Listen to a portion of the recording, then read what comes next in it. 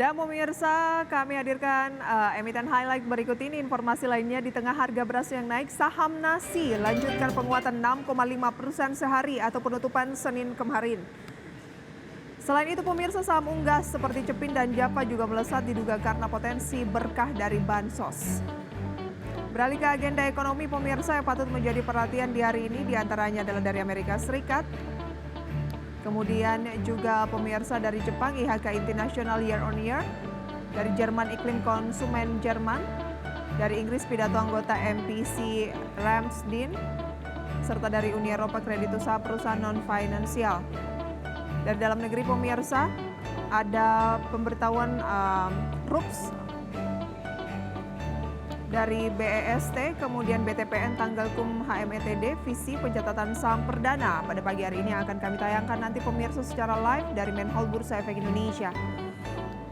Dan update dari Bursa Asia pada pagi hari ini, data selengkapnya dapat Anda simak di layar televisi, di mana cenderung dibuka mix pemirsa. Nikkei Jepang terpantau naik 0,38%, Straits Times Singapura naik 0,19%, Kospi dan Hang Seng Hong Kong masing-masing melemah.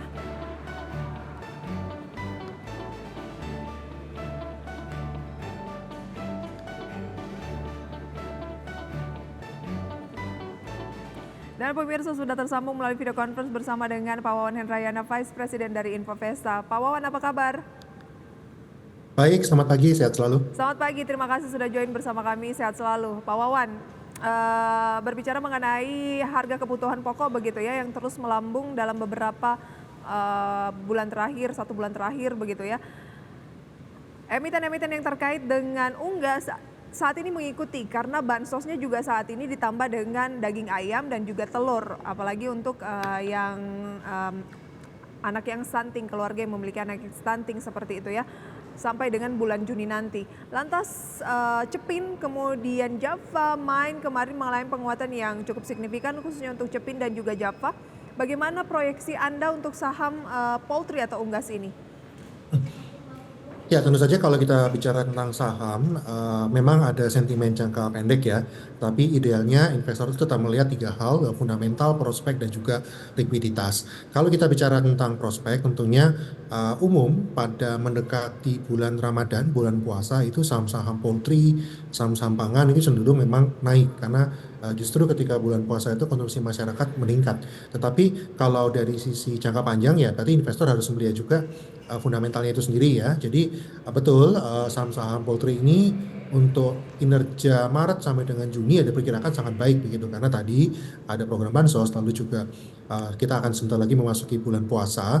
Tetapi kalau investor mau pegang long term ya lebih baik lihat secara fundamental juga ya, terutama apakah betul bahwa secara jangka panjang itu konsumsi masyarakat itu stabil bisa naik terus. Karena tentu saja dalam jangka pendek memang bisa menjadi pilihan yang menarik, tetapi hati-hati kalau setelah sentimennya selesai itu bisa terjadi volatilitas.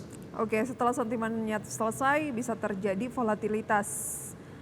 Itu dia yang dipertanyakan, momentum sentimennya selesai ini kapan? Tapi kita lihat dulu ya kinerja dari penutupan perdagangan Senin 26 Februari pemirsa. Kinerja saham-saham unggas, ada Cepin yang melambung 3,59%, 4.910, Java naik 4,07%, 1.150, Main naik 1,64% pemirsa di 496, dan Sreya Sewu atau SIPD juga naik 1,57% di 970.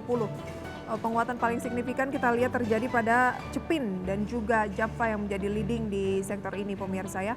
Kemudian dari emiten unggas pemirsa kita lihat juga ada emiten yang menarik untuk dicermati khususnya yang berkaitan dengan harga beras ya. Ada kinerja saham PT Wahana Inti Makmur atau yang berkode saham Nasi.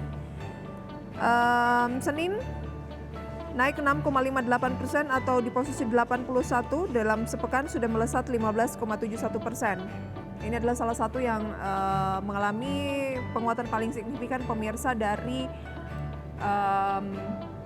lonjakan harga beras dan juga unggas pemirsa ya, atau poultry. Oke, Ada tidak sih yang Anda rekomendasikan Pak Wawan dari saham-saham ini yang menarik dicermati meskipun tadi Anda katakan bahwa ini sebenarnya hanya momentum dan kalau momentumnya selesai ya bisa terjadi volatilitas yang cukup tinggi gitu. Ya, kalau beras ini industri yang sangat dikontrol oleh pemerintah sebetulnya ya. Pemerintah menetapkan HET, harga eceran tertinggi. Jadi kalau kita bicara tentang emiten beras, mereka perangnya itu justru bagaimana mereka bisa optimal. Jadi dengan harga yang ditetapkan oleh pemerintah itu tetap mendapatkan profitabilitas. Jadi kalau emiten beras justru menarik untuk melihat emiten beras yang memiliki diversifikasi produk. Artinya mereka memiliki produk-produk selain beras yang dikontrol harganya oleh pemerintah. Jadi kalau memang mereka bisa diversifikasi, punya produk-produk lain, ini harapannya kalaupun nanti sentimen ini lewat ya, itu mereka tetap bisa memiliki pertumbuhan pendapatan dan juga laba. Ada tidak yang sudah memenuhi kriteria tersebut yang sudah di screening nih dari Pak Wawan atau saat ini belum? Belum menarik.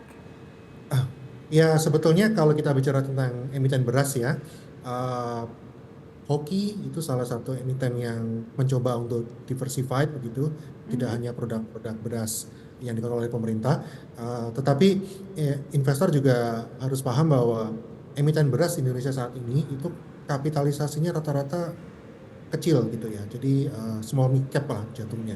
Jadi likuiditasnya mungkin masih dipertimbangkan juga. Artinya kalau memang masuk ke industri ini sudah men-screening juga itu harus bisa melihat yang lebih panjang jangka untuk memegangnya. Karena kalau jangka pendek ya jatuhnya akan sangat volatil ya. Contoh sekarang saya yakin emiten beras memang akan diuntungkan dengan sentimen bahwa harga beras naik, tetapi pemerintah kan sedang melakukan impor, lalu juga pasti akan mengontrol, apalagi sudah mendekati bulan puasa. Pemerintah pasti punya KPI untuk menjaga harga beras. Jadi ya ini kenaikan ini tidak akan selamanya begitu. Oke, kenaikannya ya memang tidak akan selamanya. Anda melihat ini cenderung hanya momentum saja. Kalau mau trading memanfaatkan momentum masih ada peluang begitu ya. Khususnya Betul. mungkin di hoki tadi Anda lebih menyoroti lebih ke hokinya begitu ya.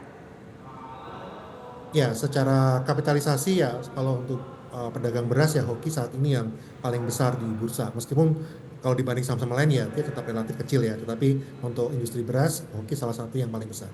Oke, tapi kalau mau berbicara mengenai rekomendasi untuk investasi, Anda lebih memilih yang market cap-nya besar ya, Pak Wawan? Beras bisa digunakan sebagai diversifikasi ya, karena ini berhubungan dengan industri consumer good begitu, pangan, dan consumer good selalu menarik dalam jangka panjang. Tetapi untuk main gun ya lebih baik kita lihat likuiditas dari saham itu sendiri. Oke, boleh mungkin kita lihat teknikal dari hoki. Hoki ini ada proyeksinya bisa ke level berapa menurut Anda? Ya, kalau melihat hoki sebetulnya kalau jangka setahun itu naiknya sudah signifikan sekali ya. Dalam setahun terakhir itu hoki sudah naik hampir 60%. Jadi kalau tren jangka pendek ya kita melihat hoki itu targetnya itu memang menuju ke sekitar 195 sampai 200. Mungkin ini kalau kita melihat sentimen bahwa tadi ya sedang ada harga beras tinggi dan juga masuk ke bulan Ramadan. Tapi ya kita targetnya itu sampai dengan akhir tahun nanti. Oke, bagaimana dengan nasi? Untuk nasi ini dia market cap-nya jauh lebih kecil dari hoki ya. Kalau hoki itu market cap masih 1,7 1,8 triliun. Nasi ini bahkan tidak sampai 100 miliar gitu. Jadi ini boleh dibilang small cap gitu ya. Karena small cap ya investor harus waspada sekali terhadap volatilitas yang ada. Jadi Oke. meskipun dia sekarang sedang naik tinggi, tapi kalau kita tarik setahun sebetulnya masih turun ya dibanding hoki yang naik, justru nasi ini harga sahamnya turun. Baik, kalau di compare antara emiten-emiten yang berkaitan dengan beras dengan unggas begitu ya, ini kan jauh market cap-nya tuh misalnya Cepin aja udah di 80 triliun lebih Betul. begitu ya. Lebih menarik yang mana meskipun beda sektor? Ya sebetulnya kalau kita tren jangka pendek terkait mendekati bulan puasa sama-sama menarik ya. Tapi sekali lagi tadi sudah disebutkan bahwa dari sisi likuiditas, dari sisi track record, dari sisi market cap ya unggas itu lebih tinggi. Tapi emiten unggas juga memiliki katalis negatif dan positifnya sendiri gitu ya. Kalau unggas ini itu akan sangat tergantung kepada impor, terutama impor makanan ternaknya itu sendiri. Jadi kalau rupiah melemah, yang unggas ini akan lebih terasa gitu penurunan kinerjanya. Jadi saran saya ya tetap diversifikasi. Kalaupun mau masuk ke unggas, harus pahami juga fundamental masing-masing emiten dan juga uh, prospek bisnisnya, terutama setahun ke depan. Oke, em, itu dia berarti ya rekomendasinya untuk emiten yang berkaitan dengan unggas ataupun dengan beras pemirsa. Kami tampilkan rekomendasi saham pilihan pemirsa dari Pak Wawan berikut ini. Data selengkapnya bisa Anda saksikan di layar, di mana tampaknya Pak Wawan lebih menyoroti atau merekomendasikan saham-saham yang market cap-nya atau kapitalisasinya cukup besar di Bursa Efek Indonesia Blue Chips begitu ya. Ada ASI, BBCA, ICBP, Telkom, semuanya direkomendasikan buy.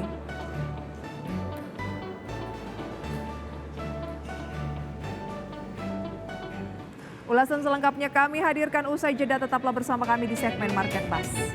Anda kembali bersama kami pemirsa dalam segmen Market Pass. Berikut adalah update pembukaan perdagangan pada pagi hari ini. Indeks harga saham gabungan kembali dibuka di teritori negatif dan makin dalam dibandingkan pembukaan tadi pemirsa ya.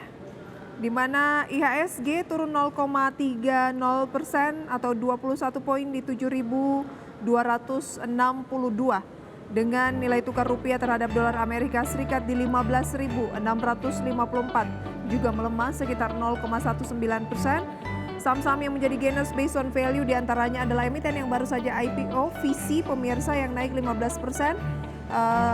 Kemudian yang paling tinggi ada Kici atau Kedaung Indah, kemudian pemirsa ada Akro, Foru, SMLE, Baik, BES, MRAT, Humi, dan juga ada Nasi pemirsa masih mengalami penguatan di pembukaan perdagangan hingga saat ini. Top losers based on value ada Oasa, BP, Bull, DOOH, Widi, SKRN, Kayu, dan juga ada Kota Satu Properti atau Satu. Seperti selengkapnya bisa Anda saksikan mengenai top losers based on value dan juga gainers. Kembali pemirsa, kita akan berbincang bersama dengan Pak Wawan Hendrayana, Vice President Infovesta, mengulas rekomendasi saham pilihan yang sudah kita tampilkan di segmen sebelumnya, di mana ya Pak Wawan, Anda lebih senang yang blue chips ya? Ya, betul. Memang IHSG cenderung sideways ya, karena kita menunggu akhir bulan nanti, terutama adalah seperti apa inflasi di Amerika Serikat. Kalau memang inflasi turun, saya rasa itu akan menjadi katalis positif sekali untuk IHSG kita. Kalau sekarang memang cenderung sampai akhir bulan, saya kira akan sideways. Baik, kita mulai terlebih dahulu dari Astra International. Beberapa waktu yang lalu kan Astra turun cukup dalam banget gitu ya. Betul. Apa yang membuat Anda melihat Astra ini adalah salah satu pilihan yang tepat saat ini? Ya, justru karena mengalami penurunan cukup dalam ya, Astra memang mengalami beberapa katalis negatif. Sempat ada kasus pada Toyota dan Daihatsu di luar terutama. Lalu juga di tengah serangan bahwa mobil listrik sekarang sangat masif itu berasal dari China. Jadi Astra sendiri belum punya jawaban pasti begitu ya terkait dengan mobil listrik apa yang akan didorong. Tetapi kalau kita melihat Astra secara fundamental bahwa mereka perusahaan yang sudah lama di Indonesia dengan dukungan prinsipal yang kuat dan bisnis yang terdiversifikasi, sebetulnya kesempatan ini ketika Astra turun dari 6 ribuan sekarang tinggal 5 ribuan, ini secara valuasi mereka jadi murah. Jadi ini saat yang tepat untuk mengakumulasi. Ya memang tidak bisa berharap bahwa langsung naik ya. Tetapi saya lihat sampai dengan akhir tahun nanti paling tidak Astra bisa kembali ke level 5.500. Saat ini di sekitar 5.100-an. Oke, 5.500 akhir tahun ada proyeksi ke sana. Ini adalah waktu untuk mengakumulasi beli saham Astra mumpung dia lagi di level-level bawah begitu ya. Betul, dan dalam waktu dekat kan sebetulnya akan ada dividen juga ya. Ini yang juga bisa ditunggu oleh investor. Hal yang sama dengan BCA meskipun beda sektor. Ya, BCA ya umum ketika dia sudah all time high begitu selalu akan ada profit taking koreksi. Tapi kalau kita lihat sejak all time high di 10.025 sampai dengan sekarang ya BCA baru turun sekitar 2% saja ya. Jadi ini memang saham yang defensif dan menjadi favorit dari banyak investor termasuk investor asing ketika mereka masuk ke Indonesia. Itu BCA salah satu saham yang pertama kali diserbu. Jadi kesempatan akumulasi. Ya kalau BCA saya tidak bisa bilang bahwa ini murah, tetapi kalau BCA ini kita memang akumulasi di saat sahamnya dalam jangka panjang selalu naik. Kita bisa akumulasi di level berapapun ya tampaknya kalau BCA ya, atau Anda punya batasan support? Ya saya rasa kalau BCA dalam Tahun ini ya saya rasa targetnya bisa menuju ke 10.500 sampai dengan 11.000. Bahkan mungkin kalau kita bicara long term 5 tahun ya sudah pasti 12.000, 13.000 itu pasti bisa. Jadi kalau BCA sih silakan kalau mau diakumulasi kapanpun terjadi koreksi saya rasa bisa dikoreksi. ICBP. Kalau ICBP kita sedang momennya sedang bagus juga ya dengan adanya kemarin Pilpres lalu pemilu juga lalu kita sudah masuk ke bulan Ramadan sebentar lagi dan tahun ini juga ada pilkada juga jadi secara consumer good ini dorongan konsumsi masyarakat itu meningkat jadi ya ICBP salah satu proksi untuk kita bisa menikmati meningkatnya konsumsi masyarakat jadi bisa dikoleksi sekarang di level 11.000-an sampai 11.500, target akhir tahun 12.000 sampai dengan 12.500. Baik, terakhir ada Telkom juga tidak ketinggalan. Ya, Telkom juga trennya sedang terkoreksi. Sementara sebetulnya pesaingnya Telkom, Indosat dan XL itu malah sedang naik ya. Kalau dari sisi tren sama, harusnya industri telekomunikasi akan diuntungkan dengan ramainya pilkada, lalu juga Ramadan dan juga secara umum pertumbuhan ekonomi yang ada di masyarakat.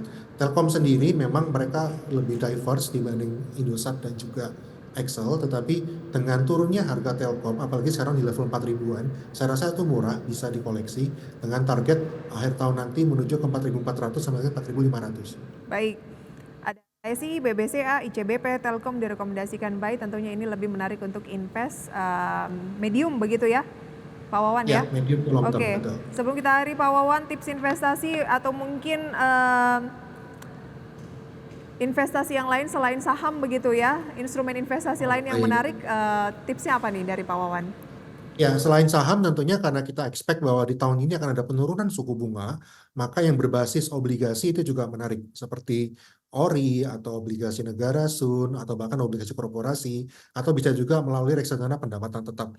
Ini juga menarik.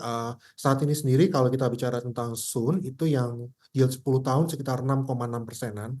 Kalau nanti suku bunga jadi turun ya, kita target tahun ini yieldnya ke 6% ya. Jadi akan ada kenaikan atau apresiasi harga. Saya sarankan investor juga diversifikasi 442, 40% pada yang berbasis saham, 40% pada yang berbasis berbasis pendapatan tetap atau obligasi, 20% pegang cash ya, karena kita tidak pernah tahu apa yang terjadi. Tetapi secara umum kami optimis bahwa tahun ini 2024 akan lebih baik dari tahun 2023. Baik, itu dia. Terima kasih Pak Wawan untuk tipsnya dan juga rekomendasinya pada kesempatan kali ini. Dan sampai berjumpa kembali, sehat selalu untuk Anda. Sehat selalu, selamat pagi, salam cuan. Demikian segmen Market Buzz pemirsa, semoga bisa menjadi referensi untuk investasi Anda. Tapi lagi-lagi keputusan investasi sepenuhnya kami kembalikan ke tangan Anda.